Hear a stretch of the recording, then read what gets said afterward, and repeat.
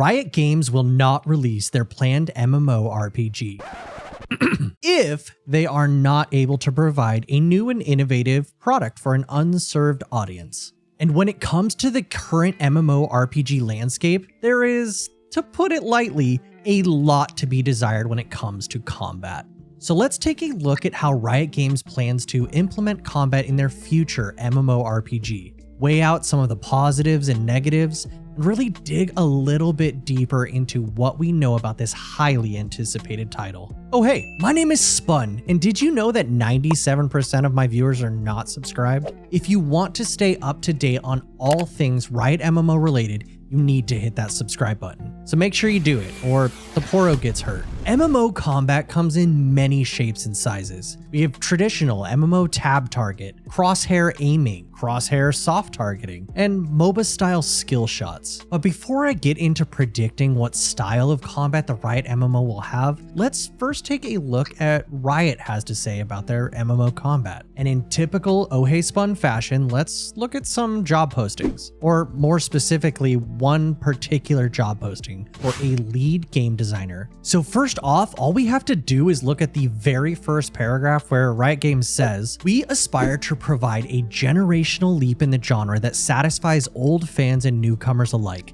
A key ingredient to our success is delivering cutting-edge action combat that is immediately satisfying and remains engaging for thousands of hours of play." Further on, they even desire direct experience across both third-person action and MMO genres. Action combat emphasizes real-time combat, where the player has direct control over the characters, as opposed to turn or menu-based combat, relying more on the player's reflexes and twitch-based skills. In the MMO space, some examples of action combat can be seen in games like Elder Scrolls Online, Albion Online, or even a more hybrid system like you can find in Guild Wars 2. Action combat really lends itself to player ability and skill expression, something you could see in World of Warcraft's Plunderstorm event. Also, FYI, Riot hired the guy who made Plunderstorm last month to work on the MMO, so that's an interesting thought at the very least. While action combat has been tried many times in many previous MMOs,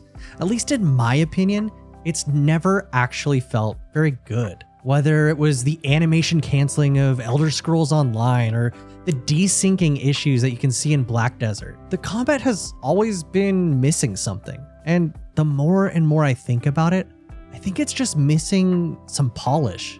Riot Games have made a name for themselves when it comes to the combat department, and even coined the term Riot Polish that can be seen in games like Valorant, Legends of Runeterra, and even the college project gone mainstream esport that is now League of Legends. Riot Games is particularly qualified when it comes to smooth, action-oriented combat, and honestly, I don't think they would release something that wasn't short of cutting-edge action combat that is in fact immediately satisfying. So when the team goes to Twitter and says that they would rather cancel the game than provide a product that's not satisfying for the player base, this is exactly what they're talking about. Action combat has many pitfalls, and I'm curious to see how Riot chooses to handle these. Fighting large bosses while underneath them can feel awkward and unsatisfying. Spamming abilities and animation canceling can feel unrewarding. Well, being locked to an animation can feel clunky and unforgiving. One area that piqued my interest, and we actually researched last week over on my Twitch channel, was how healing even works at all in action combat. And honestly, from all of our research, I don't think it does. If Riot's going to have some sort of any variety of the holy trinity, that is tank heals DPS or tank support DPS, I'm not sure how they can do that without heavily relying on frontal cones and AoE healing. Something that Elder Scrolls Online does and doesn't feel that great, but I think WildStar at one point had done and worked a lot better. Let's take a look at this raid boss from WildStar from the perspective of a healer. You can see them moving in to get some close range heals, lining up frontals to hit as many of the party as possible. It's not a perfect system, but I do think that WildStar nailed it when it comes to action combat healing. Something I felt incredibly uncomfortable when playing Elder Scrolls Online. Doing dungeons, or especially in PvP PvP, just the AoE nature of healing felt really unsatisfying, and you never really got that dopamine hit from watching your friendly teammates'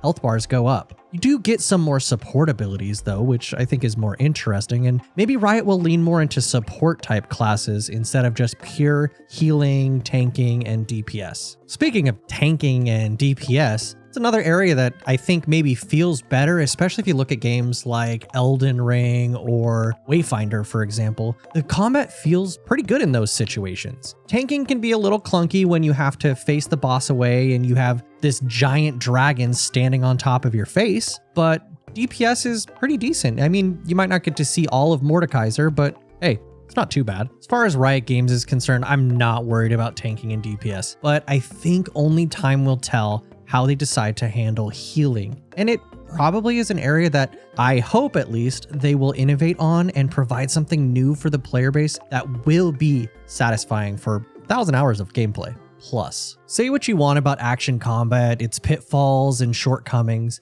but I do think action combat, as internet speeds increase and technical limitations are dropped, is the future of the MMORPG genre. And I also believe that this is where Riot Games is looking to take MMOs and take that unserved market and bring it into the next generation. Just look at the action combat found in League of Legends. Sure, it's not WASD, it's not third person, but a lot of that combat could easily fit into an MMORPG. We have telegraph stuns, AoE heals, frontals, we have supports, tanks, DPS, it's all there. We have a rune system that mirrors something of a specialization system. I think all of this you might actually see in the Riot MMO, and that is all something to be incredibly excited about. But I want to know what you think.